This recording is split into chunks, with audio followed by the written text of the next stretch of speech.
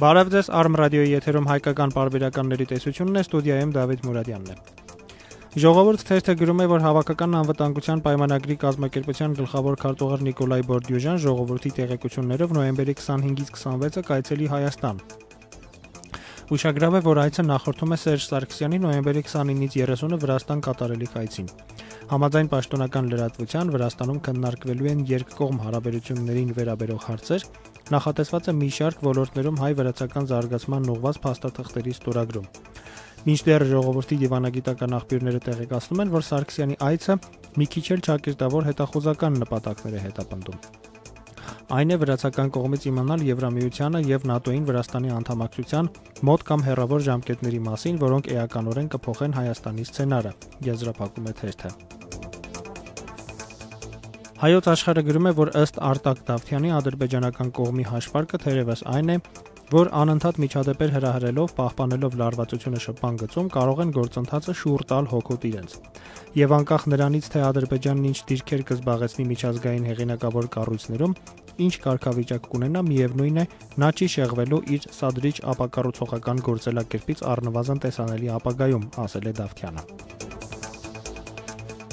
Առավոտը գրում է, որ Հանրապետական կուսակցության մամուլի խոսնակ Էդուարդ Շարմազանովը պատասխանել է թերթի հարցին, որը վերաբերում է հայ-թուրքական հարաբերություններին առնչվող Թուրքիայի նախագահ Աբդուլլա Գյուլի արած հայտարարություններին։ Եթե Թուրքիան խոսում է այնպիսի քայլերի մասին, որոնք կարող են հանգեցնել երկու երկրների հարաբերությունների ջերմացմանը, ապա պետք է անհապաղ վերացնի Հայաստանի անօրինական շրջափակումը եւ բացի Եվրոպայի միակ փակ սահմանը, ասել է Շարմազանովը։ Ազգը գրում է. հայ-թուրքական հարաբերությունների նորմալացման գործընթացի առնչությամբ թուրքական կողմը ջանք չի խնայում աշխարհին ներկայացնելու, թե ինչ-ինչ բանակցություններ, շփումներ այդուհանդերձ տեղի են ունենում։ Թերթը շարունակում է, թե այդուամենայնիվ հայկական կողմը քանիցս կրկնել է, որ որևէ շփում չկա, իսկ սպասումներն էլ ուղղված են Թուրքիային։ 168 ժամն էլ պնդել է, թե ըստ ՀՀԿ-ին մոտ կանգնած աղբյուրների իշխանական վերնախավում բավական լուրջ, թերևս թաքնված խմորումներ են ընթանում։ Խոսքն առաջին հերթին վարչապետի եւ նախագահի հարաբերության մասին է, ավելի կոնկրետ ըստ թերթի վարչապետի նկատմամբ նախագահի վերաբերմունքի փոփոխության մասին։ Թերթը հայտնել է, թե վարչապետը քայլեր է սկսել, որոնք դուր չեն գալիս նախագահին։ 168 ժամը նշում է, որ Տիգրան Սարգսյանը բացի կուսակցական տոմսեր բաժանելուց եւ ներկուսակցական ֆունկցիոների դեր ստանձնելուց դրսեւորել է ակնհայտ անձնական հավակնություններ։ Պարբերականը վստահեցրել է, որ նախագահականն իմացել է, թե մամուլում պարբերաբար հայտնվող վարկածները, թե Տիգրան Սարգսյանը կարող է համարվել Հայաստանի նախագահի հաջորդ թեկնածու, շրջանառության մեջ են դրվում ոչ առանց Տիգրան Սարգսյանի իմացության, իսկ երբեմն էլ նրա մասնակցությամբ։ Չոր ատկազ վերնագրով հոդվածում հայկական ժամանակը գրում է, որ Տավուշի մարզպետ Արմեն Ղուլարյանը եւ պատգամավոր Խաչիկ Մանուկյանը Սյունիքի մարզպետ Սուրիկ Խաչատրյանին քննչական ծառայություն կանչելուց հետո հերքել են, թե իրենք տեսել են, թե ինչպես է Խաչատրյանը հարվածում գործարար Սիլվա Համբարձումյանին։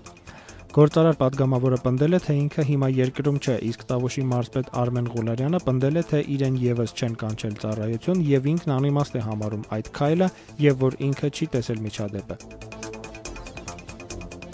Հրապարակը տեղեկացնում է, որ Սիսիանի քաղաքապետարանի գործունեությունը հայտնվել է իրավապահների ուշադրության կենտրոնում։